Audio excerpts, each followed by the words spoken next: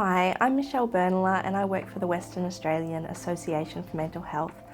As part of the NDIS Sector Readiness project, I'd like to talk to you today about practice standards and quality indicators, specifically how to go about adhering to the practice standards and quality indicators. Before we begin, I'd like to acknowledge the traditional custodians on the land of which this is being filmed, the Whadjuk people of the Noongar Nation.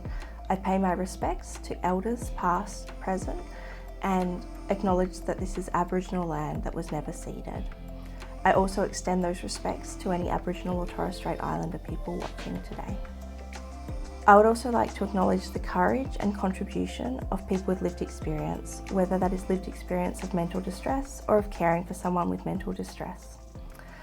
Those with mental distress have shaped the way for us, and we really do stand on the shoulders of giants. In our previous webinar, we discussed modules, practice standards, and quality indicators and how they stack up. Let's talk about how one might go about addressing a quality indicator. So under the module 1, Rights and Responsibility of Participants, we have the practice standard 1.1. Each participant accesses supports that promote, uphold, and respect their legal and human rights and is enabled to exercise informed choice and control. The provision of supports promotes, upholds, and respects individual rights and freedom of expression, self-determination, and decision-making.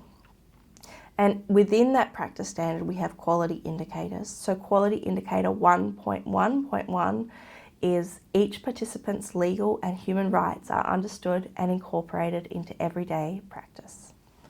This is an example of our CAM tool, our Capabilities Assessment Map tool. As you can see, we have Module 1, followed by Standard 1, followed by the indicators, and identified gaps, existing evidence, a readiness action plan, and responsibility for action. The CAM tool can be used, or the Mental Health Commissioning Council's self-assessment tool is also very valuable. Quality indicator 1.1.1. What does this mean exactly? It means that supports are delivered in a way that promotes, respects, and protects participants' rights. It also means that services are provided that are consistent with current legislation and other regulatory requirements.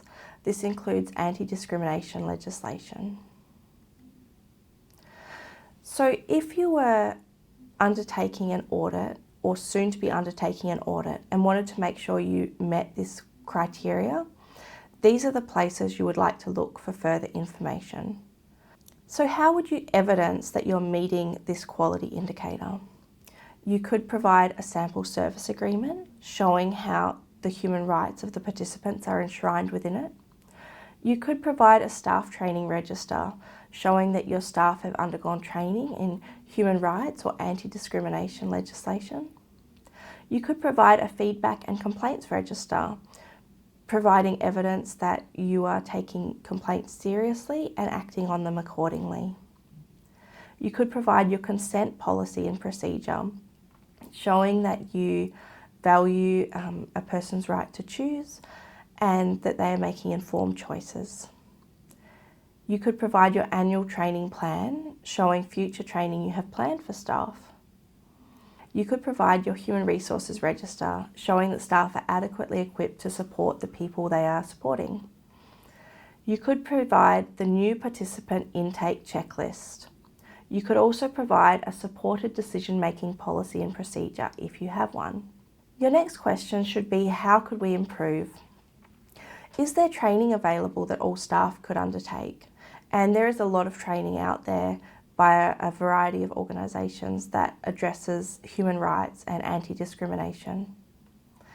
Could we print brochures on rights and distribute them to clients, including the right to make a complaint?